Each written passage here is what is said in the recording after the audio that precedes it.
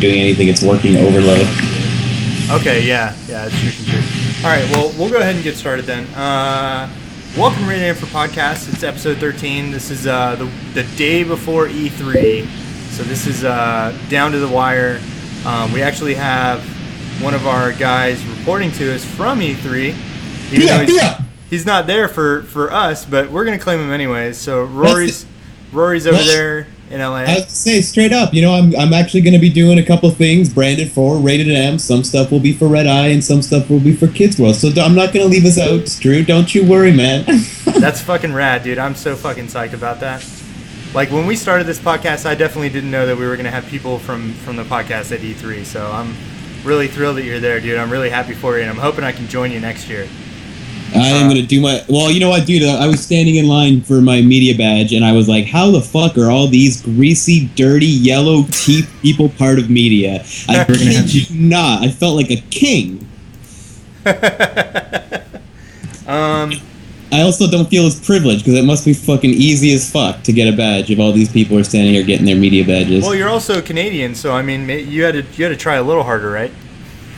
It wasn't that hard.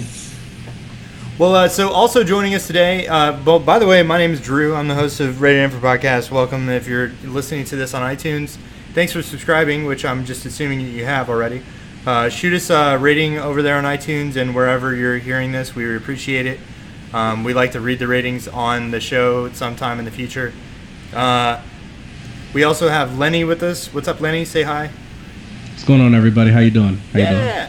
And woo! I got a guest with me. Corey is joining me here in my living room, helping us fill out the schedule. What's up? Yo. And our silent hosts, as always, are my cats, Link and Archer. Yeah. So this week's podcast is really just going to be about E3 memories, E3 moments, stuff like that. I mean, it's going to be generally just E3 branded, right? There's a lot of news that kind of popped up over the last week that we can talk about as well here at the beginning. But why don't we talk about whatever we played or whatever we've been doing over the last week? And Lenny, I'll let you kick it off since you usually have the exact same thing every week. Well, this week it was a little bit different. As I said last week, after hearing the wonderful reviews from you guys, I went and got Watch Dogs, and I love it. The free roam is amazing. There's always something happening in the city, or there's always somebody that you can hack. So it's like you never really are walking down the street for too long. Like, it's to the point I'd rather walk to my destination than get into a car, because you can do so much along the way. And that was one of the things the guys pointed out last week, was that doing side missions is actually fun compared to just going straight through the campaign. The only thing that drives me nuts is that no matter what, it's just like there's always this like clouded vision of Assassin's Creed as I'm playing. But it's not enough that makes me go, I hate this game. It's just Assassin's Creed with a cell phone. So I love the game. Man, I've heard other people say that, Lenny, and I just don't fucking get it. Like, I mean, I can feel a little bit of the Assassin's Creed pedigree in there a bit, but to me, it's so much closer to like something like Grand Theft Auto than it is fucking the Assassin's Creed series. There's no running up walls. Like, there's a very minimal parkour. Like, I walk around so slow. You're all wrong. It's nothing like Assassin's Creed. My question my question is with Watch Dogs, the fear for me, at least when I heard things like hands-on reports from some of the guys at IGN with one of the final builds as a preview, he was saying that when it was being Grand Theft Auto was when it was at its worst. It was really rough because it's not Grand Theft Auto. It doesn't have the budget behind it, and it can't really get into the details that the GTA games are known for. Right. But then on the flip side of that, he was saying that when it was doing things that were unique to the game, like hacking the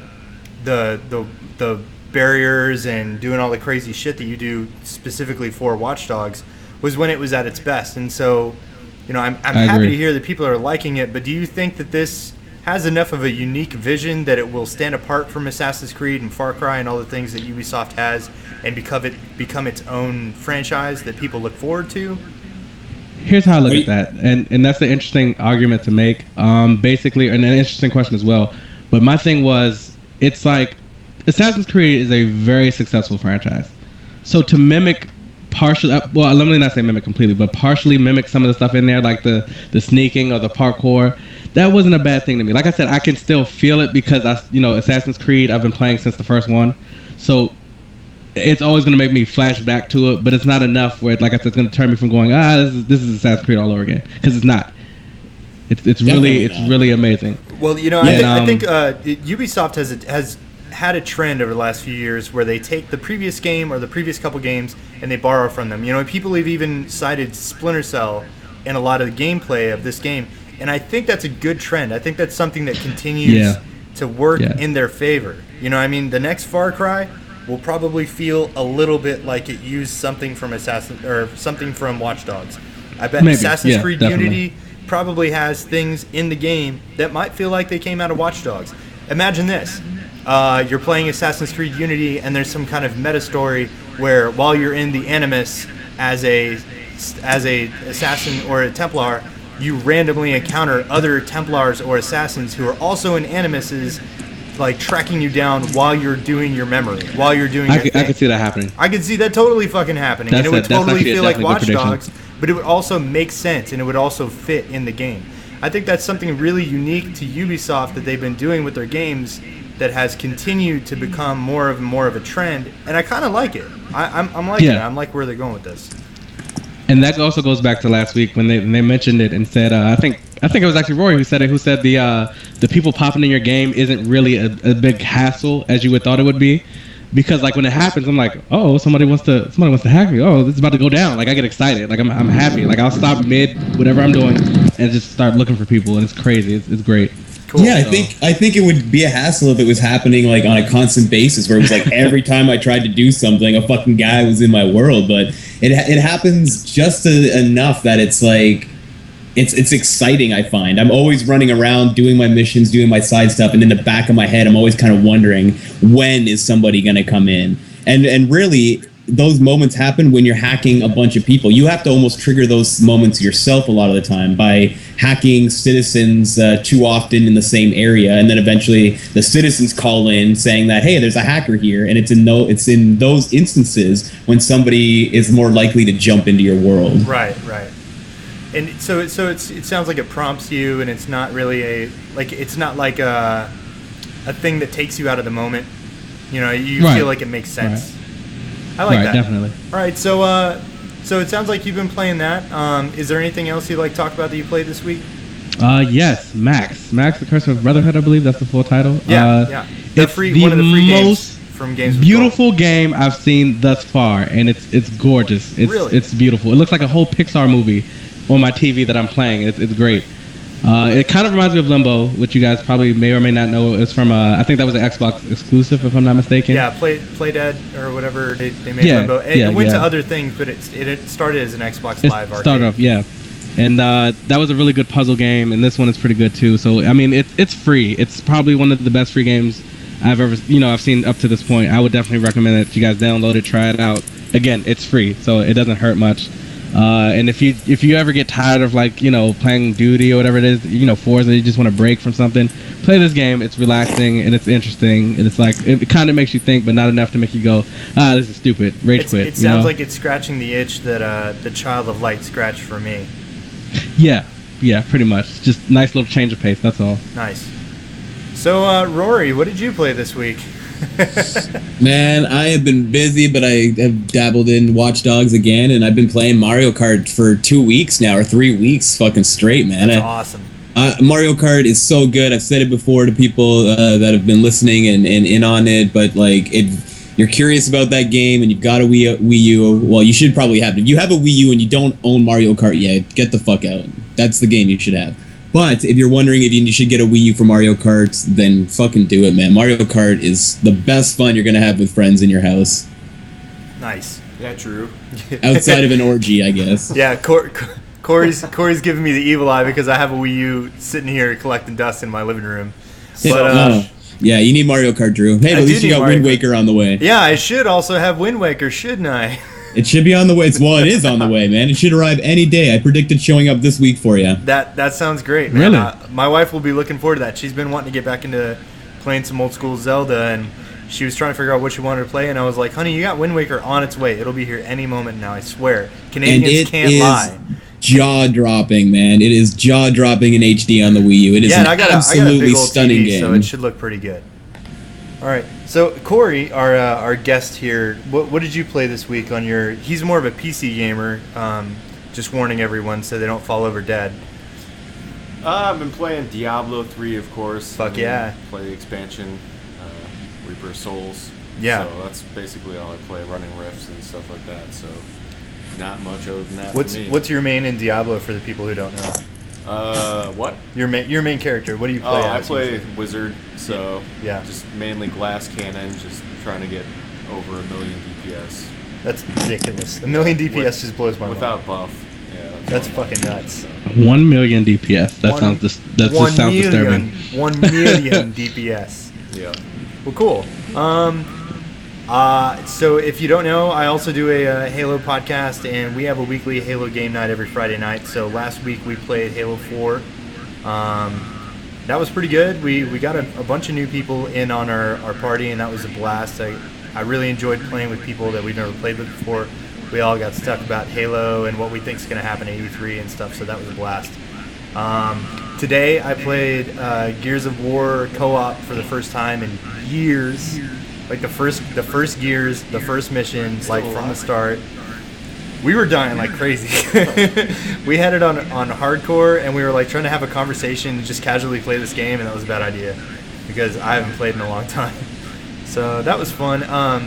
It got me really kind of wondering where Gears of War could go in the future to make it more interesting and feel fresh. You know, I got to talking to Nate, the guy I was playing with, about the idea of a real-time strategy game based in the Gears of War universe, much like Halo Wars. But Wars, yeah. Yeah.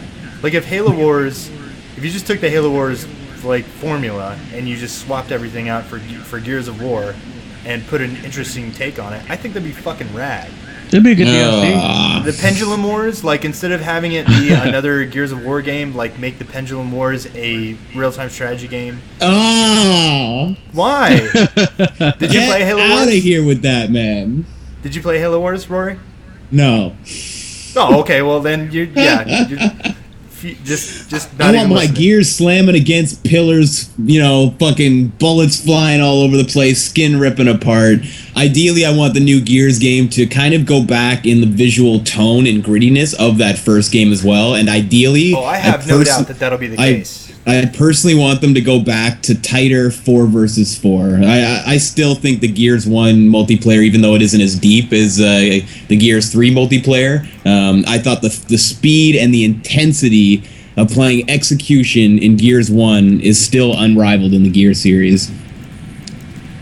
I think that the next game will obviously be taking the Gears formula, sort of rebooting it and just kind of getting it back to the roots, right? But I was thinking about like when Gears Judgment came out, I think people were thinking, well, why is this happening? Like, what the fuck is going on? What is this game for? Well, who is it for? Why are we doing this right now? And I think people were really bummed out that it was just not. It didn't feel like a Gears game. It felt like they were just making another Gears title to continue that Gears name. And I think the idea of taking it in a off the beaten path on the off years is a good idea because it keeps the name relevant, keeps people or fans of the series playing those games, but it's not the same experience over and over again. So it's something different, and then when it comes back with Gears 4 or Gears 5 or whatever, then it's back to what you wanted, what you've been looking for, the next game that you wanted to play. So if they're gonna do a Gears offshoot, man, give me Gears Kart, man. I want Marcus and all those boys and their little carts ripping around, throwing fucking shells at each other. It's the Cole Train, baby. he's literally driving a train. Cole Train's driving like a train, like the front of a train. God, I can picture Somebody that help right me, now. please. It's my favorite character in the game. Get hit by the Cole Train, baby. All right, so that wraps up what we've been playing this week. Why don't we touch a little bit on some news before we launch into talking about E3? Obviously, the news this week is about E3, but it's not exactly. Luckily, I don't think we've really had too much spoiled for us, so to speak. I think it's just a lot of stuff that's getting us, things that kind of broke through the dam that is holding us back from experiencing all that E3 has to offer. We saw some Battlefield stuff come out recently, and then they had an actual trailer today. Shit, what was the other thing that came out this week? Oh, last night's whole The Last Guardian thing. Did you guys see all that going down? Oh, that's part of the reason I couldn't go to bed last night, man. Rory, tell me your experience with what happened last night. So if anybody missed all of that, like they can hear how it went down. Well, I'm just, if anybody has been following IGN and they're a big IGN fan and they know Colin Moriarty and how much he's been anticipating that game, I'm in that exact same boat, man. Like, I played Ico or however you fucking pronounce it when that first hit the PlayStation. Loved it. I thought it was one of the most beautiful games of the time, and it was genuinely one of the first games that really started the argument of games are art. And then that Sony Japan team or Studio Japan came out with Shadow of the Colossus, and it just one-upped it in like every way. I thought it was such a brilliant experience. Just this, you and your horse hunting down these colossi, fucking fantastic. And then they show The Last Guardian coming to PS3, and it looks like it's just the next evolution of what they've been doing. And that was what? That was like 2009? They showed the trailer in 2009, and there was hints of it that before they revealed it that it was in development. I think they've been developing that game since 2007 officially. That sounds about right. Yeah. But 2009 was when we got our first look at it, and it just hit my heart again. And I was like, I gotta play that game. I want that game so bad. It was that game along with Heavy Rain early in the PlayStation 3 cycle when they were showing off these games before they launched that I was like, these are the games that are going to make me buy a PS3. Those are the games. That's why I love Sony consoles, for those like mature single-player experiences that you can't really find on Xbox consoles a lot of the time. They do things a little bit different on the Sony side.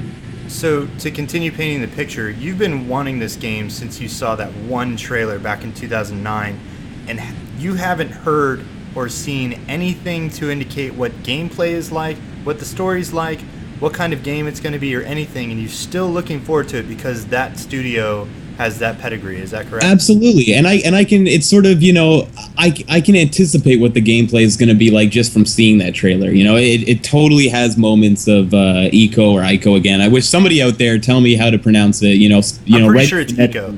I'm 90% sure it's Ico. Yeah. Google it. But yeah, you can see hints of that in there, and just I want that game. Even if that game finally gets officially canceled, I will never forget it. I will always dream of what it could have been. You're gonna have a RIP Last Guardian tattoo with just holy a tear. Shit, man! You're gonna have the bird dog thing with a tear.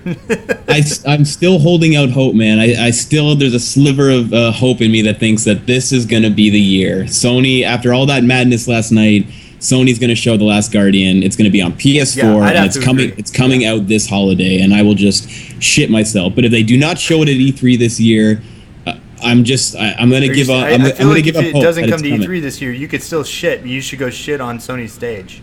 I might do that, and then I will sculpt the shit into a griffin-like creature. A griffin-like creature. Lenny, did you ever play Ico or Shadow of the Colossus on the PS2? No, I did see the HD collection for like the PS3, and I was like, what is this? Like the first time I ever saw it, I was like, what is this? And then somebody told me, and I was like, cool, I guess. But I heard a lot of great things about it. I just never picked it up. All right, so what happened last night, since the people in the chat are eager to hear what we have to say about how all this went down, is go ahead, explain it, Drew. Around midnight Eastern, IGN posted a story saying, that's it, we got official word from sources within Sony via IGN Russia, which I didn't even know that was a thing. I don't really actually believe that that's a real thing. I feel like that's maybe just some people who went to Russia for the Olympics and then they just call themselves IGN Russia at this point. IGN Russia. IGN Russia. In IGN Russia, story fucks you, or whatever. No, IGN's everywhere. They got IGN India, they got IGN UK. They're all over the place. They reported that officially The Last of Us has been canceled as of a couple weeks ago. Canceled. Like, not even postponed or restarted or whatever. We've heard a lot of reports that this game has kind of gone back to the drawing board or something like that over the years, but This was an official IGN report of, hey, this shit is canceled. It wasn't a tweet or a rumor or anything. They were coming out trying to basically let everybody know, like, hey, sorry, guys, you're not going to see The Last of Us on Monday. I mean, The Last of Us. Guardian? The Last Guardian. Yeah, I was like, that already happened? Yeah. Like, are they canceling it No, now? you're probably going to What's see The going on? Last of Us, unfortunately. You're not going to see The Last Guardian. So then about, I don't know, like an hour or so later, shit, now I'm going to be fucked up because I can't remember his name, but the head of Sony software for North America, Mr. Rhodes. Was it Scott Rhodes? That sounds right. Something like that. Tweeted, ha ha ha, me and USP, which is Kaz Hirai? No, that's Shuhei Yoshida. Yeah. So he said, ha ha ha, me and USP, which is Shuhei Yoshida's Twitter handle, were laughing about this rumor over dinner last night. The Last Guardian is not canceled. So now everyone was like, oh, fuck, wait a minute. So is it not canceled or what? And what's funny is, as you pointed out, Colin Moriarty, the head of the lead guy on the PlayStation platform for IGN, was just, he was like, you could see him visibly freaking out on Twitter and everything that he posted. He was like, what is happening? I don't know what's going on. He predicted that this is the year that we're going to see, The Last Guardian on Monday, just like you were saying, that this is it. This is the right time for them to bring it out. I feel like, personally, that it's going to be cross-gen. But the story that was unfolding last night was people going back and forth just wondering what the fuck happened.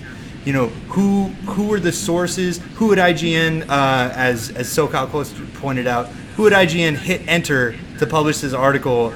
And, who decided to say, okay, no, this is legit, let's report on it, only to be turned around less than an hour later, or like an hour or so later, to be like, oh, just kidding, this is a rumor. This didn't actually happen. It was absolute madness, man. I wrote a predictions article for the kids website I work for, and one of my Sony predictions was that The Last Guardian was going to appear and it was going to be released this year on PlayStation 4. And I put predictability percentages at the end of each prediction, and I predicted that one at 50%. And then that news came out, so I edited the article and I was like, update, we've just got word that it's officially canceled. And then 20 minutes later, I had to go in there with update 2. It turns out it's not canceled, so now I'm totally battling with that 50-50 chance still. It's just fucking with my head, man. Roy's stressed out about this, clearly. I am so stressed out. It's stupid that I'm stressing out about it, but I just want them to fucking show the game or tell us that it's canceled so that we can just stop clamoring for it, It's been 8 goddamn years. It's too easy. Well, maybe we actually will see it tomorrow. I think your 50% is about accurate, because it really is. It could go either way, in my opinion. Now, like you were saying, I think it has to come to the PS4, but I don't think it'll be PS4 exclusive. I think it'll be a cross-gen game. They've put too much work into what would eventually be the PS3 version of this game to just be like, just kidding. We need to put it on PS4 so that people can buy it on the PS4. I think it'll be a cross-gen game. Yeah. And then I think it could release this year. So this kind of makes me, something that makes me think that this could be true is, I've been scratching my brain for the last week or two now, and more every day. Why the fuck is October full of games? Why is October so full of games? I've heard a lot of reasons.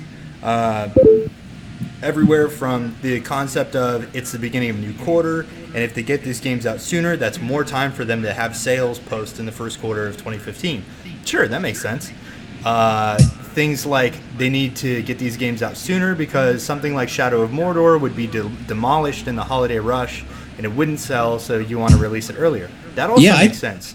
I think it's something that there's probably because they know something legit that's not been announced at E3. There's some giant megaton bomb coming. Right. I think they're avoiding some massive games that are coming out this year. And off the top of my head, the only games that would really make that much of a splash to move something like Evolve, which isn't exactly a major title, but it's a big title for 2K, and it's a big title for those guys who are making it, and I think they deserve to get, their sales in November and all that stuff. But to move stuff out of the way, to move enough stuff out of the way, I think we're going to see a holiday season that includes, obviously, Smash Brothers. I would like to see Smash Brothers come out in the winter, during 2014 still, but I think it's likely that it could get pushed to like January or February. But let's imagine a world where Smash Brothers comes out next to GTA 5 on next-gen platforms, and The Last Guardian, and a Halo game, and Call of Duty.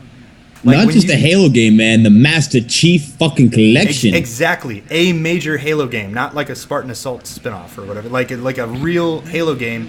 That's 5 huge games that could soak up all the sales. And so when you think about it that way, like, then it makes sense. But if those games aren't coming, and if those games aren't going to release next to each other, it doesn't make any sense. So I think that's just, like, looking at that, the way that all these games are in October, it makes me think that, a Last Guardian is very possible, because otherwise Drive Club, cool, great, thanks guys. Like, what else does Sony have? And so hopefully that's an indicator that this could be very true. Anything else that you guys can think of that happened this week that we should talk about before, just reminiscing on E3 and getting our E3 boners out?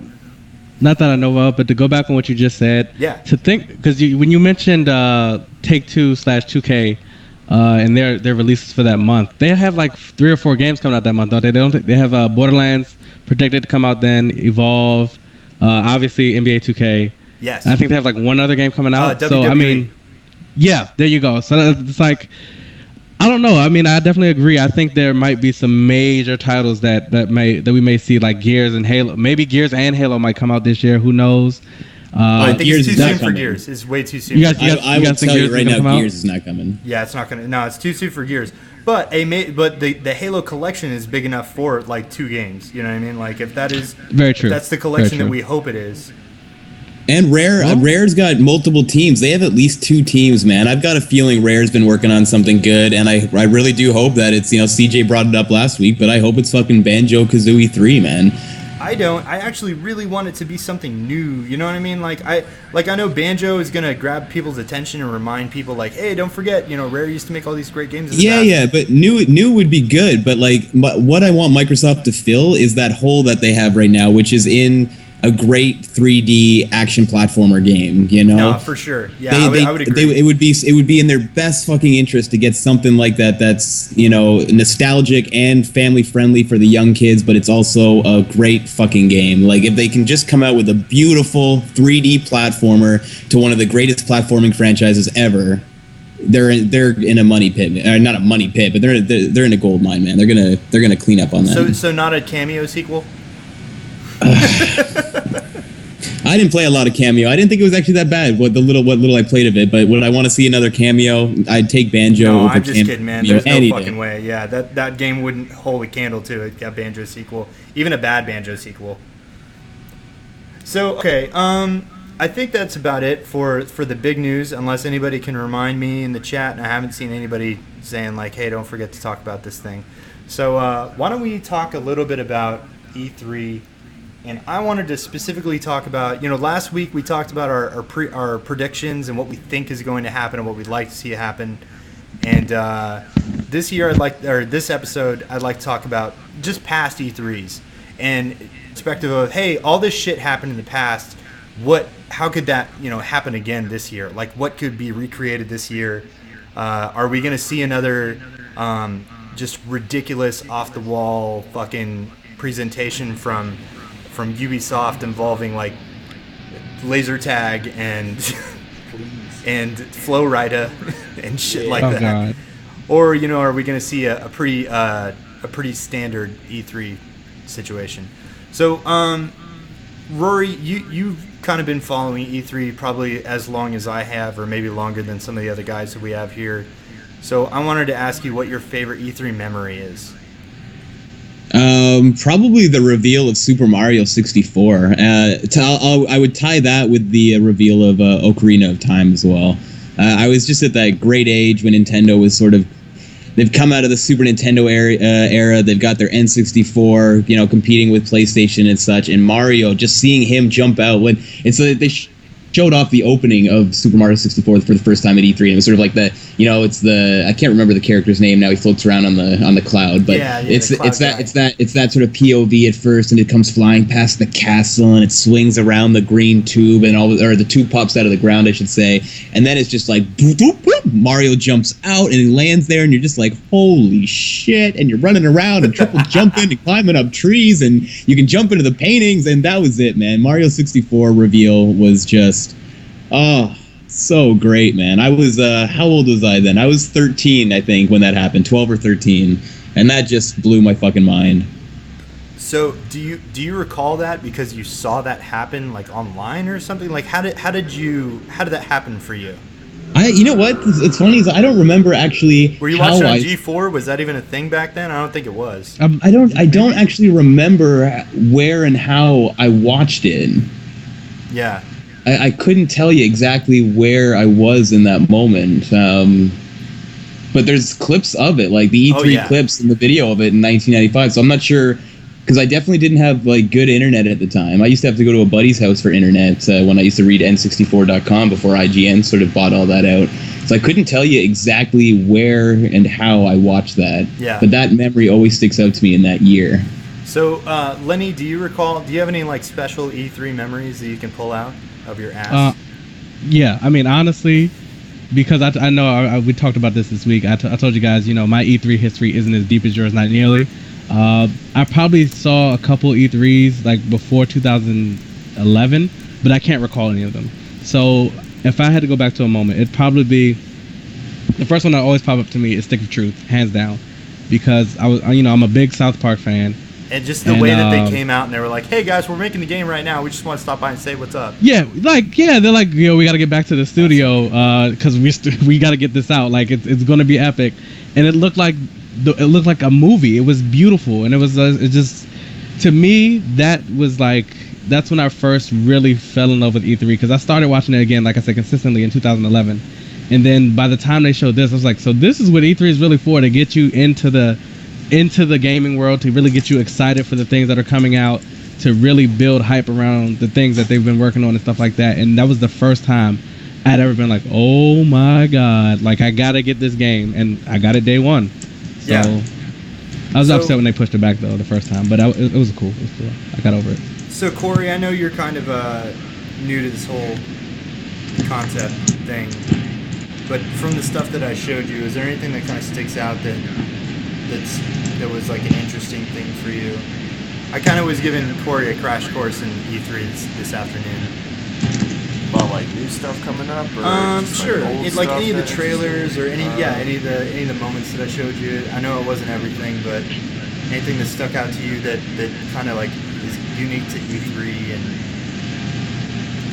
I don't know. I mean, you got a gist of what the experience is like, right? And I know Rory can speak to it now firsthand, but it's just this huge building full of people that are just thrilled to be there, and they want to see the new news, and then they just, like, I showed you the Twilight Princess thing, where people were just screaming and just like freaking out, and then I showed you the Halo 2 moment where people see, that moment where Master Chief boards the Ghost for the first time, and people are like, wait, what? You can just kick brutes out of their vehicles and fucking, yeah, like all that stuff. I thought the Assassin's Creed 2 was pretty good, just like showing the capability of the overall game, but I really don't know what to expect from any of the stuff coming up, so I really don't know what's gonna. I wanted to try to show you last year's stuff, because I think even though last year probably wasn't the most memorable game wise, except for the Division, I think it was a memorable moment because of the whole Sony thing and people just screaming about. I was just about to say that. I actually have that written down. $100 less and everything. Yeah. I mean, those were big moments.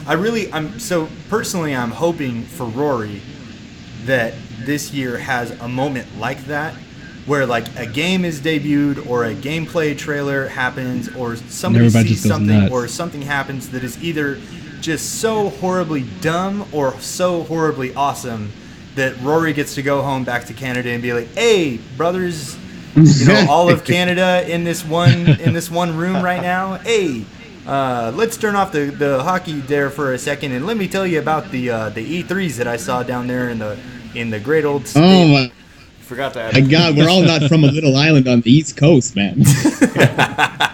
Hey, Minnetonka. So, you know, I want that for you, and then I want that, you know, just for us as a community to kind of be able to just like have our minds collectively blown on the internet together. Because I think what's special about this year, even though we saw it kind of happening last year with all the live streams and like crashing live stream and Twitch page after Twitch page and stuff, seeing it together this year, like so many people being together and online talking to each other and just sharing it live simultaneously, I'm really excited to see that happen just collectively, where we'll all, so me personally, I'll be on hddispatch.net. It's a Halo Destiny page, and I'll be there kind of like doing some post-show stuff, but we'll all be in the Twitch chat together and watching it live and experience it together. Even though, you know, we're not in the same room, we don't get to have that cheering that all those Sony fans are going to have in the theaters, but I think that's kind of an indicator of where this generation's going and what we're going to be seeing in the future. And I'd like to see moments like, I guess it's my turn. So my favorite historic moment in E3 memory would probably be kind of a tie between the Halo 2 live demo, which just fucking blew my mind, and the Halo 3 announcement trailer with the music playing and Chief walking out of the smoke and Cortana saying all this like super cryptic shit, and then like the camera turns around and you just see this massive hole in the ground and like all these ships are flying over and all this shit's happening, and this is the first time we saw anything remotely Halo related running on an Xbox 360, and it was just like mind-boggling how good it looked. Yeah, that was definitely a good one too, and I want to give a shout out to the one and only Killa in the Twitch feed too. He brought up a really good one, which was when Peter Moore came out on the E3 stage and lifted up his sleeve. I wanted to use that, yeah. And had that Grand Theft Auto tattoo. You know, that was a really great moment as well. Yeah, because that was, you know, like what he's pointing out, that was the announcement that GTA 4, that was 4, right? Yeah, GTA 4 would be coming to the 360. And it had a release date. So that was the announcement for the release date. But that was a legendary moment because up until that point, every Grand Theft Auto came out on the PlayStation 2 and then later came to the Xbox. So this was him basically saying, hey, we're getting GTA 4 the same day as the PS3 is. And oh, by the way, here's the date. I loved that bit because that was a running, like, not necessarily a joke, but a running gag at E3 because the year before, or a couple years before, when they unveiled the Halo 2 multiplayer. So I talked about the Halo 2 live demo that showed, you know, what gameplay would look like in Halo 2. Then the following year in 2004, the year that the Halo 2 actually came out, at E3, Peter Moore came out, and I think, what was he, the head of like Xbox Live or the head of Xbox software or something like that? I couldn't tell you what his title was. He was a boss, though, man. He was definitely a boss at Microsoft. But he comes out, and after they showed off multiplayer for the first time from Halo 2, which was obviously a big deal, he comes out and says that he's got Bungie,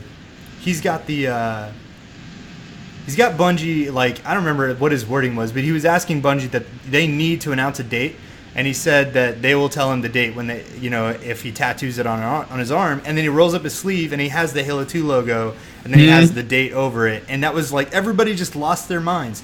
And like these stupid events that we're talking about, these stupid little moments, are what really makes E3 like special and magical, right? You know, and that's what I'm like really excited for this year for you, Rory, and for people that we're going to know that are going to be there and seeing like, okay, so Vin just mentioned the Kinect demo. And like the famous thing where the guy was trying to show off the bottom of his foot, and well, bam, dumb shit, bam, dumb shit like that. That's what I'm looking forward to, and those are the things that I want to talk about today. Just remembering, like the. Do you guys remember the? I think it was 2009, the Wii Music, the like Wii's answer to Rock Band, Yeah, it's so bad, man. You had Shigeru up there, man. Yeah, and then the dude was like air drumming, and I was, oh god, yeah, and man, he was just shaking around, and his hair was like flopping around. He just looked. That like was a fucking painful retard. to watch. If they were gonna do something like that, they should have just cut together like a really cool, slickly edited video and had that video play. Having them up on stage doing that was just, it was embarrassing. I don't think we're gonna see a lot of embarrassing stuff this year. I've got a feeling that this year is going to be full of lots of big surprises. They're going to be having a lot of fun, but at the same time, I think they're going to learn from some of those mistakes and not do something really stupid. Especially, I agree that something super especially over the top Ubisoft, and painfully like cringeworthy, probably not. Like it's telling that last year one of the most cringe-inducing moments was the guy awkwardly coming out and saying, "Hey guys, Peggle 2 is coming." Then he did like a freeze frame jump up in the air, and like we were just like, "What the fuck?" This guy had us all excited. We thought he was going to come out and like announce something ridiculous, and he was like, Peggle 2. And you're like, I got to give him props for that, though, because I don't really put that into one of those situations where it's sort of like a bad, embarrassing kind of misstep or silly moment. I mean, it's a silly moment for sure, but it didn't really hit, though. It didn't really hit that. It didn't hit, and the reason for that is because everybody usually sitting in those conferences, let's be real, are fucking got their heads buried into shit, and they're kind of stuck up, man. They don't like to have a lot of fun. I would agree. I would agree. Yeah, the tone of it didn't really. I think it was a funny moment, and I got it. Like I was like, oh yeah, the Peggle guys are really tongue in cheek, and they really like to pull this. It was a self-depreciating joke in a way themselves. They were having fun, and they knew it wasn't actually a big reveal, and I got that. But I think the crowd was just kind of like, what the fuck? So, do you guys want to see moments like this? Speaking of Peggle and that PopCap thing, and like, remember when they announced Plants vs. Zombies Garden Warfare last year? I thought that was awesome. Do you want to see something awkward like that again? Like, I mean awkward in a good way. Like, this was just something that people were like, what the fuck is this? Like, why is this happening? I like those moments, but I feel like as cool as they are moments that could have been something else. You know what I mean? Yeah, like, they are very hit or miss moments. That's like a period of time that we could have been talking about something like Metal Gear Solid or something like that. You know what I mean? I appreciate the efforts, though. I mean, I think it's not all bad, It's like, I would say go for it, man. It's better than just going up there going, hey, this is coming out. Okay, bye. Like, that's awkward. Like, that's 10 times more awkward than you failing at trying to be, I guess, funny or cool or whatever you want to call it. So yeah, I mean, it's better than just, like I said, just having this dry presentation. So I would love to see something like that. Hopefully they all, they can't all succeed, but hopefully they do, for the most part. Because it's interesting, and like you said, it creates memorable moments. Yeah. Well, I think that's the thing about E3. I think a lot of the talk this year has been, since we've seen so many announcements and so many trailers over the last couple weeks specifically, it begs the question of why do we have E3 when everyone who would possibly see your trailer anyways gets to see it when IGN posts it, or when Game Informer posts it, or when Polygon reports that some gameplay has been leaked and here it is, and like people are already seeing your stuff as much as they would have when you announced it live in LA, but you didn't have to pay for thousands of dollars worth of booth space or stage time or marketing, blah blah blah. So it asks that question, but then I think the retort to this rhetorical question of why do we have E3 is these moments, right? It's an event too, right? It's like you cannot sort of replace that energy and stuff. I mean, here's an example too. Like you look back at Spike TV's fucking VGX Awards last year, right? And they decided to not have like a live audience exactly. They had some people standing in the background at a bar, like drinking some fancy cocktails or something. But the whole thing, everything was dead. There was like you lost the excitement of every single fucking thing that happened at that show because there wasn't hundreds of people sweating and stinking it up and waiting for something cool to happen. It's the same reason why you go to like a movie theater to see a great event film, so that you can share in that experience with hundreds of other people around you. And it's the same reason why I enjoy to watch E3 even with a bunch of people on the couch. Like every year I take off a couple of days from work so that I can watch the conferences with 4 or 5 of my buddies, and we make a whole fucking day out of it because it just trumps watching it by yourself any day of the week. It's like it's the Hulk moment in the Avengers, right? Absolutely. Like that moment wouldn't have had nearly as much impact if you weren't in a room full of people especially here in Maryland, who literally just jumped out of their seats and were just like, "Oh no, he didn't!" Like, "Oh my god!" Like, what the fuck just happened? Yeah, definitely. I was just about to say that. Moment. Yeah, I mean, you're not going to get that moment from. I don't care what Nintendo does on Tuesday. You're not going to get the moment that if they come out and they say like, "Here's Zelda," that Zelda announcement is going to have nothing compared to the Twilight Sword announcement that had people, or the Twilight Princess announcement. I got Skyward Sword and Twilight mixed up. The Twilight Princess announcement. I showed a clip of it to Corey today with just the crowd freaking out and just screaming, right? And just like people losing their shit. You could see people like they were getting up to leave and they were just like, "Oh, wait, hold on. What the fuck's going on?" And like people were just like pulling their hair out and stuff. If they did that again on the internet, on their Nintendo Direct bullshit, it's not going to have the same feeling because even though you might be pulling your hair out, you're doing it alone on the internet. Yeah, they don't get any feedback either, so they really don't know how people are reacting to the game they're presenting. Yeah, they got to watch the internet feedback, which is pretty immediate, but it still doesn't. It loses its magic, right? Exactly. I'm hoping, and I could be wrong in my memory here, but like I thought Nintendo said for their digital event this year that they were going to have pockets of people.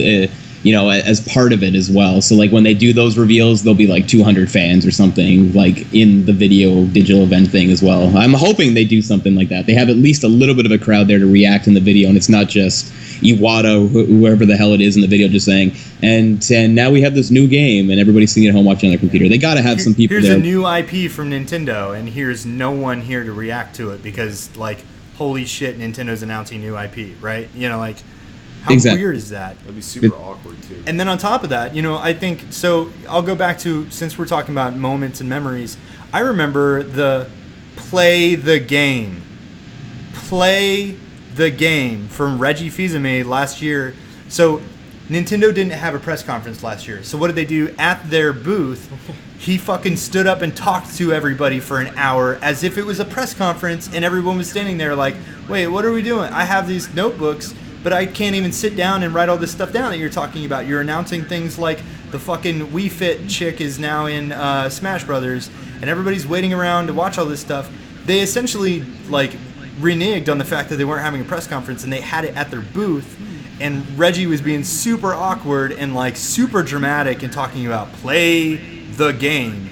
And they had that moment, but it wasn't a moment that everybody could share, and it wasn't a moment that everybody could experience because it wasn't live broadcasted, and it was just this stupid thing. So as a moment that happened last year that I hope doesn't happen again this year, for the gaming press, it's not fair to say, hey, we're not going to have a press conference this year, and then bring it on people and have them like sit there and watch you talk in the most dramatic tone ever about this Wii U game that no one gives a shit about.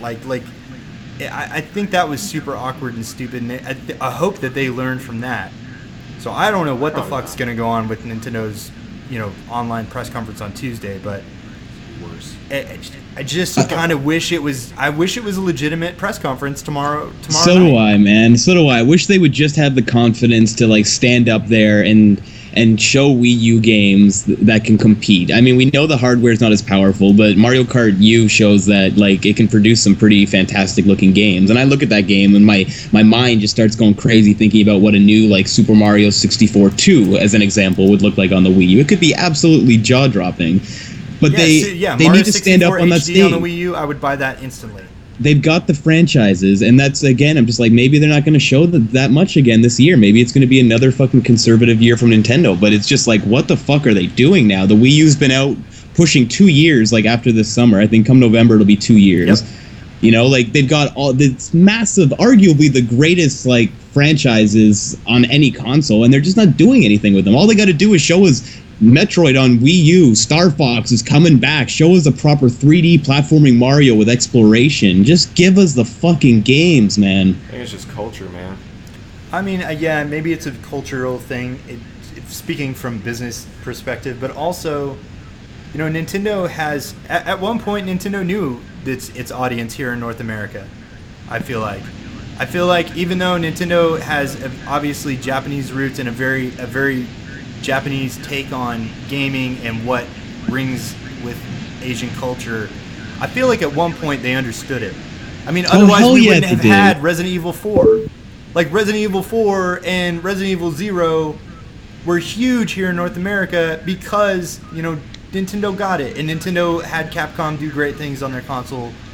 I mean, Street Fighter 2 on the Super Nintendo is like a classic thing. Yeah, and that's where they were nailing it, man. For me, is they've never quite lived up to that. I mean, I've loved all their consoles for their own reasons, but it was like, I really want them to go back to that grit, the grunge, the edge that they had during that Super Nintendo and Sega Genesis era, when they were just really cutthroat and going for it. They had punk rock music. There was that Play It Loud commercial, the Play It Loud Nation 2, and the song was like, I don't care what you want me to be, I don't care what you want me to be. Well, now they're saying I don't care what you want me to be, but they're like morose about it. They're like, I don't care what you want me to be. I really don't care. Gonna make a shitty little piece of crap hardware and not release any games on it. You know, like I want them to get rid of. I mean, Reggie's great and all in his own little way, but I really want Iwata. I want Reggie. I want all those guys that are sort of the face of Nintendo now to fuck off and bring somebody in that's gonna present Nintendo to those of us that grew up and made Nintendo fucking popular. Well, I don't want them to abandon the family stuff and what they do and why kids love it, but I want them to remember why they're fucking where they are in a sense. Like it's the guys that are my age, man, pushing 30 now. I'm a little bit over 30 myself, it's the but parents, right? Like Nintendo has always catered to a certain age group, and now that age group is not interested in Nintendo, but their parents are. Their parents love Nintendo for reasons that they don't understand, because all they see is another Pokemon and another Pikmin and another this and that. And they're like, I don't get it because I wasn't there at the beginning, so, you know, Pokemon's great and all, but I also just want to go play Minecraft. Like, how the fuck is Minecraft not on a Nintendo console right now? Like, what are you doing? It's mind-boggling, you know. And if we're looking for excuses to use the gamepad in the game too, like Minecraft's a great example of why, you know, where you could use that gamepad in an effective way too. It's just, it's like you said, it's totally it's a mind fuck that they don't have Minecraft on their consoles. So, my question to bring this back to E3, I just realized that all of the classic Nintendo games that I was talking about, Resident Evil 4, Street Fighter, and you know, you could pull a few out. Those were all Capcom games. And what's going on with Capcom, Konami, and Bandai Namco? They switched it. It used to be Namco Bandai, now it's Bandai Namco. Like, what's going on with those companies is they are just failing so hard right now. Like, every game that they put out just falls flat on its face. Even Square Enix is releasing stuff that just doesn't really... It just makes people wonder, like, what happened to these guys? So do you think that, notoriously, Nintendo has had issues with third-party support? Like, the refrain that has continued for decades now is, why doesn't Nintendo get better third-party support? Well, the best third-party support Nintendo ever had was from other Japanese developers, and now since they're not really doing that hot right now, do you think that also lends itself to be a factor as to why the Wii U is not doing so great? Well, it's a little bit of that, but it's also just the fact that it's a poorly timed launch for them. It's a console that's sort of trapped in limbo. It's between the generations in a sense, and people want to move on now. They're going to build games for the better tech, and that just screws third parties. They cannot build their games for Xbox One and PlayStation 4 and Wii U going into the future. So, what if Capcom, Konami, and Square come out tomorrow and announce a bunch of games for the PS4 and the Xbox One? Are those games going to be on the Wii U? Are we going to see Wii U games? Are we going to see games announced tomorrow that are on like next gen or previous gen platforms that are also on the Wii U? Like Watch Dogs. We're waiting for the Watch Dogs Wii U version. I still think Watch Dogs is going to end up being canceled before we see it on Wii U, but that's a story for another day. But I don't think we're going to see third-party stuff coming on Xbox One, PS4, and Wii U, unless it's sort of on the indie side, but definitely not in the AAA department. So it's the same reason why they're moving to next gen. Going to save the Wii U at all? Pardon me? Do you think the indie games could save the Wii U at all? Yes. No, Nintendo is in a position now where Nintendo needs to save the Wii U. Nintendo, they're kind of trapped, man. Nintendo just needs to get their fucking shit together and release good goddamn Nintendo games that we want. The guys that are making money that can go spend money on the games. I love my Wii U, but it sits there for most of the fucking year, right? But if they put out these games, I will buy these games, but they're not putting out anything I want to buy. So, another thing that we could talk about for just kind of getting off the Nintendo train, because I feel like we could definitely continue down this road for another hour. Moving into this third-party stuff, EA and Ubisoft tomorrow will be doing their thing, and I feel like we're going to see, like you said, a conservative showing from those guys. And I'm curious as to how many current-gen games we're going to, like previous-gen games, we're going to see out of them.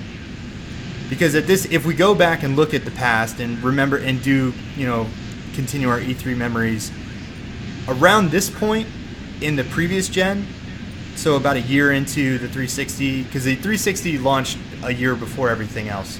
So technically, E3 2007 or 2007 was the first E3 after all of the consoles had released, and we saw a lot of games, but not a lot of those games had anything to do with the previous gen. A lot of them were starting to move into, current gen stuff. Like I think we saw Heavenly Sword that year for the PS3, and then it came out that year. We saw Mass Effect and BioShock and stuff like that, and those games came out for the 360, and they were not on the Xbox. And they were also exclusive to the 360 at the time, so they were also not on the PS2. Do you think that we're going to continue to see games announced for the Xbox 360 and PS3, or is this the year that we don't see any games announced for the previous gen consoles? Ooh, I'll let somebody else go first. Yeah, I feel like I've been Lenny, butting I want to in hear and your getting take on that, place. because I think, Lenny, weren't you late to the party with the 360 and PS3, or were you there at launch? No, I was late to the party there. I was there, I think, I want to say I waited a year after the PS3 came out. So, because I wasn't sure which one to get. It was a 2000. No, okay, so no, it was 2007. Sorry, it was 2007. It was the no, 2007. Wait, yeah, 2006 was the year that the PS3 and 2000 and Wii came out. I forgot. So 2007 would have been 2007. the year, yeah. Okay. So yeah, that's when I first got it. So my thing was, because I had a PS2 before then. My thing was, I appreciated the fact that they had continued to make, the PS3 and the PS2 games. And I know last year, I believe, last year when they announced the one, Microsoft said that they would continue at least for another 2 years to continue to make 360 games. So I think if we do see big announcements, they're not going to be, for the smaller, for previous gen, I should say. But I think, like, let's say a game comes out, EA and Ubisoft wise, like, I guess, I don't know, maybe like a Madden, obviously, you'll still see on both consoles.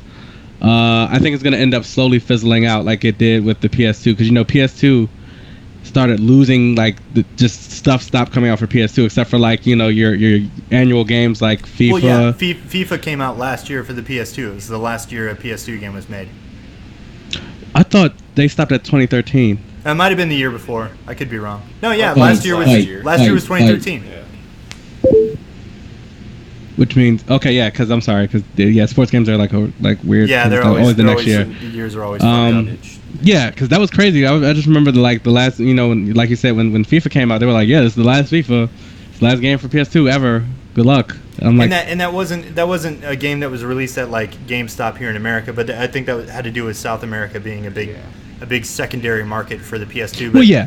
So you recall games, like you recall seeing games come out and being announced for the 360 and the PS3 while you still had a PS2. PS2, right. Now, did that? Do you feel like they were betraying you, or did you just feel like, okay, yeah, there's new boxes and I'm due to get a new one?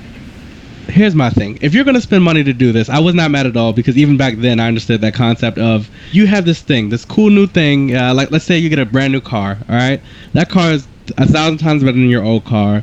Are you going to go out every day and drive the old car because you just spent money on this new car? I don't think you would want to do that. I think that'd be a waste. You might as well have just left the new car back at the dealership. So no, I think it's definitely a good move to promote that next gen stuff, because then not only does that say, all right, look, you might want this, you might want to actually upgrade to the system, but it's also making the people who already have it happy as well.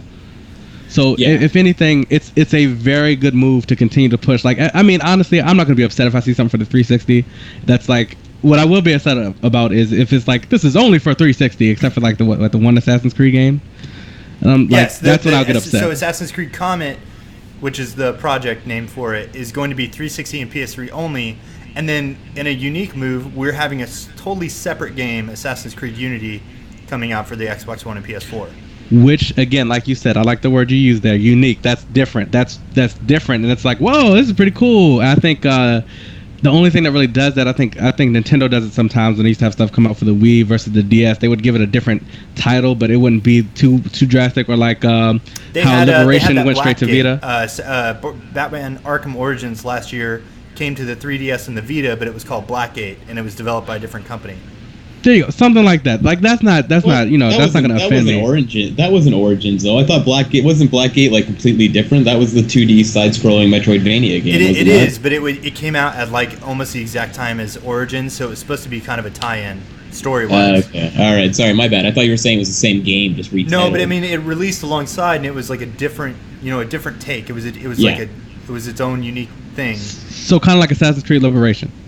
Yes, absolutely, just like that. Like that's a perfect example of that, and I think if they do something like that, then that's totally fine. But don't go, hey, look, here's this cool new game coming out. We've never done it before, but we're only gonna do it for 360 because I'm gonna look at you like, what the fuck are you actually doing? Like, what is this? Whether it's bad or not, I'm still gonna be pissed. So that's my whole thing about it. As being here on day one and like buying these consoles at launch and watching the first few months go by, and then watching knowing what you know about E3 now, is it's not until tomorrow, and we haven't seen officially what's going to be announced. Is this a better feeling than the last generation? Definitely, because I mean, obviously, I was a little bit younger. I was about 15, 14 when all the other systems were out. So it was just different. I wasn't as deep into the video game world as I am now. So it's just like me. I'm pumped for this. Like last year when E3 came out, and they were like, oh, Microsoft had their little conference before E3. And I was like, okay, cool. I was like, this is interesting. Like we have new systems coming. I wasn't ready for it. I didn't see it coming. It kind of caught me off guard. But now, the systems are here, and I go, okay, well, I don't expect too much greatness to come out between now and next year. Well, greatness awaits. And yes, definitely. So I'm definitely excited for tomorrow to see what new stuff is going to be. Like you guys said, new IPs. We've been talking about this. I would love to see some brand new games that'll end up being, I guess, franchises that'll be here for this generation to come, and more to come, obviously. And then I also want to see some of the old stuff. Like the new Halo. Maybe they'll show something up for for Gears. Maybe talk about that a little bit. Looking historically at how E3 works, I feel like these first few months have really bugged people because we've seen so many cross-gen games. I feel like this time around, it's been a lot better than last time, where Microsoft dropped the original Xbox like a hot rock, and any cross-gen games that came out were like, I remember that, were notoriously horrible. Madden 06 was notoriously bad. The Splinter Cell Double Agent was terrible on the 360. It was way better on the original Xbox or some shit like that. That is 100% correct. I feel like this time around we have stuff like Titanfall and Assassin's Creed 4 and Watch Dogs, which are all serviceable games on both consoles, on both generations, and that's something that I feel like people should be like impressed by. But instead, everybody feels like the previous gen console versions are holding these other games back. Like, what if Assassin's Creed 4 had come out last year to brand new consoles and not had been on it? Like, what if it was a launch title and it wasn't on the 360 and PS3? Ubisoft would have been just pissing money away, and like I don't necessarily think that it would have been a better game. So I feel like they're doing a better job of bridging the gap. What do you think about that, Rory?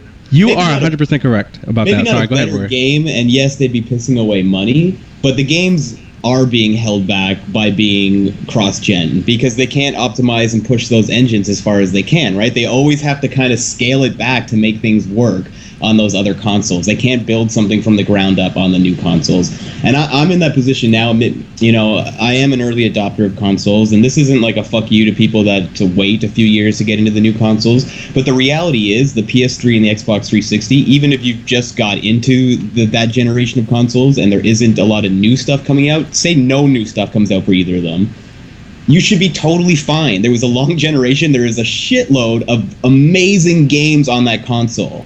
You've got enough games to play to keep you busy for a long fucking time, and let these developers move on. Sure, they're not going to make quite as much cash, and that's probably what they, you know, I mean, look at Rocksteady, right? I mean, they're building the next Batman for next gen.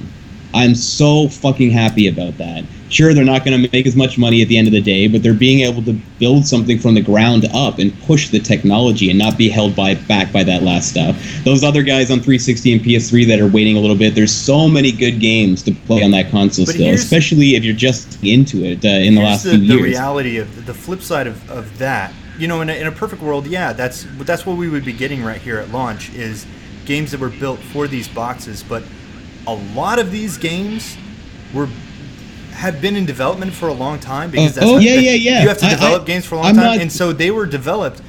Like Destiny itself, which somebody mentioned Destiny being cross-gen and they wish it wasn't cross-gen. I would totally agree. I'm a huge Destiny fan, which is a funny thing still to say about a game that isn't even out yet, but I'm a massive fan. I've been following the development of it. I've been following all the community stuff and every bit of information. And I really think that this game would be much better if it wasn't being held to the standards in keeping with 360 and PS3 support. It would be nice to see Bungie, you know, put all of their effort towards a PS4 and Xbox One version, and that would mean we would get a PC version. But they've started development on that game in like 2008. Totally, and Drew, don't get me wrong. Like, I'm not saying that. Like, no, I'm pissed not arguing that Watch with you. I'm just Dogs saying, and like, Black Flag and stuff were cross-gen. What people would like to see happen just couldn't physically happen because they wouldn't know anything about these consoles until it was too late, and then you would have a game that was half-baked. I'm talking in regards to what we're going to see this year and announcements coming forward. Oh no, I agree. You know, absolutely agree. I do not want to see new fucking franchises, new IPs, new ideas, and then being told that, oh, it's also coming out on Xbox 360 and PS3. That's where I'm coming from. At launch, I get it. Those games have been in development for a while. Yeah, and it shouldn't. It absolutely shouldn't. I will flip out if they show new stuff, and then I find out that you know what we saw was the vertical slice running on next gen. Oh, but you know, a year later, or maybe months later, we find out it's cross multi-generational or whatever. And then when we see that the actual game looks like a little bit later, it's been pared back a bit. Like so anything you don't want new, Watch Dogs to happen again. Well, I'm not using that as like a bad game, but I'm just saying the experience that we went through, seeing that game and being like, oh my god, this is going to be unbelievable, and then finding out that it's cross-gen, and then being like, and having tons of questions for months and almost a year about how that's going to play out, and then finally seeing it happen. Yeah, I would agree that, given how that all played out, that all made sense because they didn't have the box at the time, and they were just these were all target renders and stuff. So now that everyone's had a PS4 and an Xbox One and had time to dev on that game, on those boxes for at least 2 years, now we're going to see these games like new franchises and stuff come up that are designed for those boxes. We're going to see our Gears of Wars, our Mass Effects, and our Bioshocks. Absolutely. We're going to see our Uncharteds and our stuff like that. And I don't mean sequels. I mean we're going to see games that are those games for this generation, and that has me excited. But to be honest, I don't think we're going to see it until next year. So this brings me to my final conversation about E3 memories and looking back and kind of comparing the past to now. I've said this many times before, 2007 was the fucking year for last generation. And even though it was the first year after the PS3 and the Wii came out, it wasn't the first year of the generation because the 360 came out in 2005, and the 360 really hit the ground running and set the bar for this generation as far as content, how things worked, Xbox Live, how you interface with your box, and like what kind of games you're going to see and what the standard is. Like, how do you play your games day to day? You get online, you see who's online, you see who's playing what game, blah, blah, blah. Like, it set the tone for this whole generation. Yeah. And because it was first.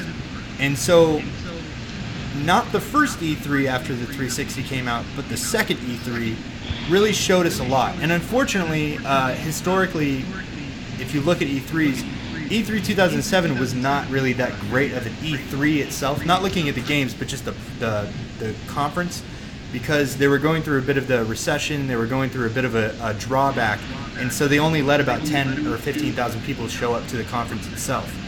And so it wasn't until the following year until it went back to like 40,000 people or 50,000 people. So even though the conference itself wasn't that great, that was the year that we saw games come out and we saw games announced that really were going to blow minds, you know, and I feel like that's next year for us. Because this will be the first year, I mean, we're only going to be, like 9 months after hardware releases. We can't expect all of the games that we're going to see tomorrow to blow our minds. It's not going to happen. No, but I think we're going to definitely see the next push, though. I think we're going to see stuff that's looked far better than what we've been seeing. Is it going to be the mind-blowing, melting, fucking, this is a true next-gen thing? I don't know, but I think we're definitely going to see some games that wow us on the visual side that make us go, yes, that's a beautiful next-gen game. That's why I spent $500 on this console. I agree. So,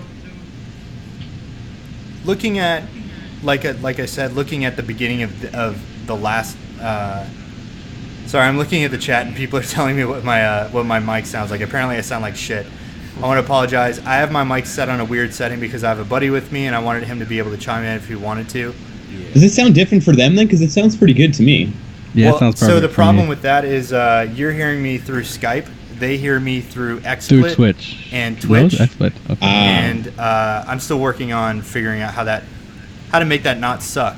So I appreciate you guys bearing with me and dealing with not hearing the sweet, high-quality dulcet tones that you're used to from my voice. Sweet sounds. The sweet chocolate.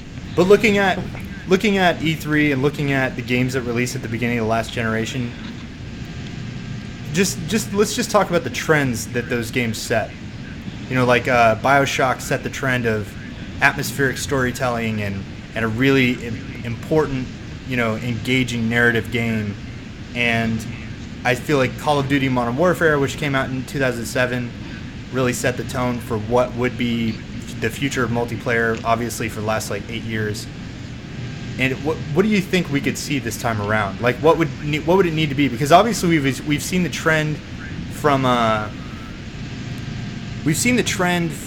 E3 that I'm sure is going to continue into this E3 of seeing a game and being blown away by that game, and then the camera pulls out and we realize that it's an MMO sort of.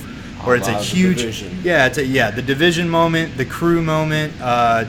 Destiny is a shared world shooter. Like all of these games that have this like huge immersive mesh of multiplayer and single player and all that stuff. Like, what do you guys want to see this like tomorrow that sets the trend for the next few years?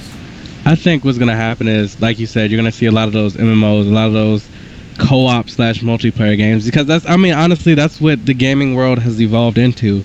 There's not too many, you know, single player strictly campaign, you know, Super Mario 64, like you're just gonna play by yourself and just put massive hours into this game type deal, or that you're gonna see. It's gonna be more so, I think, with this whole generation, is that it's gonna be like, all right, so now you and like 200 people can all play in one room. You know, they're gonna try to do, you know, what Mag tried to do a while ago, if you guys remember that game. Yep. Where it was just like 1 billion people in one room and you're like, holy this is happening. And I think that's what's going to happen with this generation, and it's going to be a lot more of that. And I don't know if, you know, per se Call of Duty will do that, but I know Battlefield is already starting to do it, and I think they're going to look to increase that. And I think we might see some new games that definitely do that. Again, we might see a game that looks like Mag, or has the same concept of Mag, where it's like 300 all human characters just in one room doing something on like a server or something, you know. And I think that's what this whole generation is going to be about, because there's way too much stuff, too much technology, too many different apps and programs that allow you to do things such as, you know, Twitch, and then having the ability to, you know, Snap, the Xbox, and all that stuff, where you can just play with other people or share with other people, because that's what this whole thing so far to me seems like it's been about. It's just more contact with other gamers, and I think that's what they're going to focus on. I think it's funny that you mention apps. I feel like that's something that we saw like a tease of last year with Assassin's Creed 4 having the app, Dead Rising having the app, Watch Dogs has a really interactive app. We saw a lot of like ideas for apps, like The Division used an app for like playing with your friends, and controlling that drone. I feel like we're gonna see that even more. Like almost every game is gonna have an app. I feel like we're probably gonna see. So being really entrenched in the Destiny community, I think everybody's excited to see multiplayer for the first time tomorrow, competitive multiplayer specifically. You know, they've talked about the fact that they're going to be showing that. I really hope that they also show exactly what you can do with the app, because I feel like even though this game comes out in a few months, we know there's an app and we don't know at all how that's going to work or what we're going to do with it. You know, there's been teasers and there's been explanations, but we've never seen it demonstrated. And so I feel like we're going to see with almost every game that's debuted or played tomorrow that isn't just a teaser trailer, we're going to see someone holding a tablet or a phone somewhere and being like, and now I'm making Geralt's pants change because I switched over blah, blah, blah. You know, like, I bet you Dragon Age has an app. I bet you Evolve has an app. I bet you Batman has an app. You probably can fuck with the Batmobile via your laptop or whatever. Like, I don't know. You know, it's. I think it's all good to have an app, but I don't want them to like focus on that shit unless it's like really changes how the game is played and adds something to it. No, otherwise, I would agree. I would agree, but I think that doesn't necessarily mean that that's how it's going to work. I think. I think that even though we don't want to see it just overused, I have a feeling that will be one of the things that we see gets oversaturated and overused, and we're going to see a lot of bad examples of it. Somebody just mentioned Shadow of Mordor. I feel like Shadow of Mordor it's got like this Palantir app or whatever that gives you all kinds of lore and background and all this stuff, and I think for some people that'd be really cool. However, I think a lot of people are going to see that and be like, oh, that's just lazy, or, you know, that's just dumb, and they're going to say that about I don't know how many games. I think we're going to see it on everything. Every EA Sports is probably going to have an app. Every racing game is going to have an app in the future. I wouldn't be surprised if Forza Horizon 2 has an app where you can customize your car while you're not. I would say, if you can tune the car and stuff from your phone, that'd be awesome. Well, yeah, and you know what? Sports games, I think, could actually like benefit it in the way that if you have a bunch of friends on Xbox Live or PlayStation Network and you're all playing, you know, Madden or NHL or whatever like that, or maybe you're not, but everybody's got these games on the consoles, and what you have is like you're basically your virtual fantasy leagues like on your phone apps for your Xbox Live community. That would be cool. You know, it's not a fantasy league for, you know, the real life sports. It's actually built for the Xbox Live community. And it's all based on the teams that you've got, and it's like a global tournament's always happening, and maybe there's a year-end trophy. I don't know, but I would like that kind of stuff in the sports game. So I have a question. Since we're talking about apps and like how they're integrated, I feel like it's a toss-up between. I feel like it's a toss-up between. I want to see. Rory took my line. I feel like it's a toss-up between seeing dedicated apps like the Watch Dogs app or the Assassin's Creed app, and seeing features that are built into the Xbox One Smart Glass app or like a PlayStation 4 app. Like, do you want to see these things built into so you go to the game that you're playing via Smart Glass and Smart Glass takes you to these features? Or do you want to see a standalone app developed by some other developers that has to be maintained on its own on the side? That's a good question. I mean, I'd rather, for the sake of, I guess, phone memory or just easy access, I guess I'd rather see it through Smart Glass.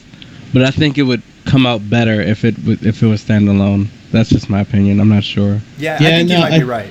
Yeah, I would agree with Lenny too. Like, I would like the convenience of it, just to hit my Xbox One Smart Glass thing and just bring it up, and everything's in there, and I can link to everything via that one sort of button press. But you wouldn't have to log into fucking Uplay. I don't know how that's going to affect the creativity that's going to go into the apps themselves. I think a drawback would be if everything was integrated into Smart Glass. If you had a quick update that you wanted to throw out via Uplay to the Division app, you'd have to wait. You'd have to wait until whoever is going to update the Smart Glass app runs an update or something like that, instead of just doing it whenever you're ready. Yeah. Yeah, somebody just mentioned Commander Mode in Battlefield 4. I think that's a perfect example of stuff that we're going to see. I was going to bring that up too. Yeah, I never tried it, but I thought it looked fucking awesome. I didn't hear much about it, in terms of review-wise. Corey's going to tell us about Commander Mode. Well, actually, I don't know much about it, but my friend actually used it when he was playing Battlefield 4. I was like, "What are you doing, dude?" What did he do when he was using it? I don't know. I think he just checked out the whole map in general, just basic shit. It was real time, and it wasn't like a laggy, it was all shitty version. Yeah, it was basically everything he was doing in game. So yeah. Well, yeah, and you get a full overview, right? Like you can actually then, your teams on the ground could select the guy that's going to be the commander, and that guy now is like overviewing the whole battlefield, and he can send troops in different directions and let them know via the overhead map where the enemies are coming in from, and actually sort of plan these strikes against the enemy. That's what I thought was really interesting about that app. All right, so we're starting to wrap up. We got about 10 minutes left. I wanted to see if I could get any shout-outs from the chat about what your favorite E3 memories are. So I want to give everybody a moment to type in their favorite E3 memories, like what moment really stood out to you, or something that you kind of hope you see again. I think specifically something surprising would be fun, like no one expected to see Metal Gear Solid at the Xbox. At least I didn't. I didn't expect. Phantom Pain. I really didn't expect Microsoft to open with a full fucking gameplay segment of Metal Gear Solid 5. Like that was nuts. The secret was that they didn't tell you that it was actually running on the PlayStation 4. I know, right? Wow. Before we let everyone else share their moment, I just wanted to say go back to the PS3 moment, which again was ridiculous. I just remember last year. $599. Yeah. The last year, I just remember it was me and my boys, about 3 or 4 of us in here. Oh, the PS4 moment. You said PS3. I was thinking about the PS3. I'm sorry, I said PS3. Sorry, PS4 moment. Yes, sorry. So the Sony moment where they were like, okay, well, since Xbox said that, we're doing the complete opposite, and everybody was just like, wow. And all of a sudden, I was just like, my jaw dropped, and I was like, oh my god, they just did that. Like, I thought it was a great moment, but the way the crowd reacted, I mean, it was exciting and all, but it was the first time at a press conference where I kind of saw the IGN sort of, I don't want to say the word fanboyish thing, but it just felt like there was this like they definitely were were obvious about their excitement for it. They were just like, holy shit, like this just happened. Yeah, I was gonna say it felt like it's like I'm trying to think. Like I guess you're at a college game, like a college basketball game, and somebody just hit a buzzer beater to win like a big game against your rivals, and it was just like and everybody like I thought if anything visually, like if I look back at that moment and recall that moment, I'd be like, yeah, and everybody rushed the stage, even though it didn't happen. I'd just be like, yeah, everybody rushed the stage. It was crazy. Like that's the kind of moment it felt like. It's one of those moments you had to be like, you had to soup it up and make it seem like it was the greatest moment ever, because that's what it sounded like. So Atrocitus Rage shared that Gears at E3 2005 was exciting. I would have to agree. Yeah, I think I don't think that was the Mad World trailer. I think that was the first like gameplay thing or in-game thing that we saw, and that was just the mind-blowing stuff. And I think that's what we're all hoping for tomorrow, right? We're all hoping for that Fight Night Round 3, that Oblivion, that moment where we see something we're just like, holy shit, like now we're talking. Now was the Gears revealed that time when Cliff came ripping through the paper with the with Lancer? The chainsaw, right? Yeah. Yeah, fucking chainsaw assault rifle. Like why haven't we had that before? Yeah, chainsaw assault rifle definitely screams next gen. So hopefully we get a next gen weapon that we just couldn't possibly understand. Maybe Sunset Overdrive. Maybe Sunset Overdrive's going to come out and blow our minds, which I don't think it will, but Well, you know what though, man? I gotta say that, like, for me, like, even looking back at that first when they showed off that 5-minute sort of gameplay preview type video a month or so ago, that to me is one of those games that really is starting to look next gen though on a visual front. When you got close up to the character and they were like, and check out the next gen respawns, and you look at the color palette and the details and the animations, like that game looks fucking next gen to me. I'm excited for that. And it really feels like it's no holds barred, right? It's just constant motion, constant, particle effects and physics, and everything's moving all the time, and everything's going, and it has a really great frame rate from what I can tell, and I think that's great. It looks like I've said it before, and so have a few people, and it's a fair comparison. It looks like a Dreamcast game made today. It's got a little bit of Jet Set Radio in it, the colorful skies from Crazy Taxi. It feels like a Dreamcast game made in 2014, I should say. Yeah. And that excites me because I was a big Dreamcast fan. Yeah. All right, well, I think that's going to wrap it up for today's episode. So I'm going to just talk real quick about this is our first episode on Twitch. We're really glad everybody tuned in tonight. You can always check us out every Sunday night at 8 p.m. on Twitch at twitch.tv/ratedm4podcast. We're on iTunes now. That means we're also on, if you have Android or something like that, you can usually search us. I use Pocket Casts on my my HTC One 8, and I just searched it and found it, so you should be fine finding our RSS feed if you want to subscribe. I don't exactly know how quickly I'll put up the audio version of this because I need to edit a bunch of shit off the top of our call, but it should be up this week. So you'll definitely get the episodes out before the next episode, which is that's an improvement so far. And I gotta say, I'll throw in my own 2 cents. I like this new format that we're doing with the Twitch here. Yeah, because you're not wearing pants. Definitely. I know a few people are, missing, looking at us, bobbing our heads around. But this is nice. I like this. I like that we've got the live Twitch chat feed. It's much better than having to refresh the Facebook page over and over again and missing stuff. And and these mics are awesome. And everything sounds better because, with the exception of me, because you guys, I think, at least Lenny's on his Xbox One, right? Yes, correct. Yeah, and then Rory, when you get home, you'll be on your Xbox One, and if CJ was on right now, he'd be on his Xbox One. So everybody's going to sound a lot better, which is going to make the audio version a lot more high quality, and that makes me happy. Actually, even though I might sound like shit on this Twitch version that's going to go up on YouTube, I'm pretty sure the audio version is going to sound a lot better. So if you subscribe and check this out on iTunes, please let us know how it sounds to you. Obviously, I'll check it out, see how it sounds, but I have a feeling it's going to sound a lot better than whatever comes through Twitch also. So that's definitely a boon. So we're just happy that we can interact with you guys every week. Thanks for tuning in. I wanted to say that we should be starting some interesting things in the future. Like we were kicking around ideas for trivia nights and fan interaction nights. I'm asking everybody to add me on Skype. I'm Drew.Freeman85 on Skype. If you want to tune in and be part of the show, you have to add me on Skype so I can add you to the call. I was thinking about doing that tonight, but I wanted to give people time to be aware of it. So, yeah, I think that's going to wrap it up. You can find me on Twitter at Drew_Freeman85. You can find Lenny at MaxBane007. You can find Rory at Red Eye Games Live, and CJ and Sean aren't here, so they don't get plugs. And on top of that, I want to say everybody that's in the Twitch feed right now that's got a membership, go over to my Red Eye Games Live Twitter or Twitch and hit follow on that motherfucker. Hey, you can follow MaxBane007 there too. Also follow Drew, guys, if you're not already following Drew. Drew broadcast. They both broadcast way more than I do.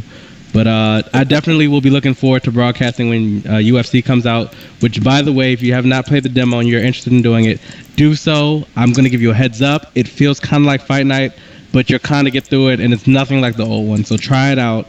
If you guys have any, want to get a better idea of it, I wrote something on Facebook about it, like a nice little mini review, I guess, and talking about it. So if you guys definitely are interested in the game, add me, because I'll be looking to start up a fight camp. What's up? What's up? Lenny, I wanted to say too, when I first played the UFC demo, I put on our Rated M Facebook group right away that I was like a little unimpressed with it. But the more I played it, the more I like it. I will say straight up though, I hate how they've gone back to the face buttons for striking. That still drives me fucking nuts, man. Why they got rid of the sticks is just All right, for UFC, before we continue this convo, I did want to wrap up the show, so I'm going to go ahead and sign everybody off. Hey, thanks everybody for tuning in, and this has been Rated M for Podcast, and we out. See you next week.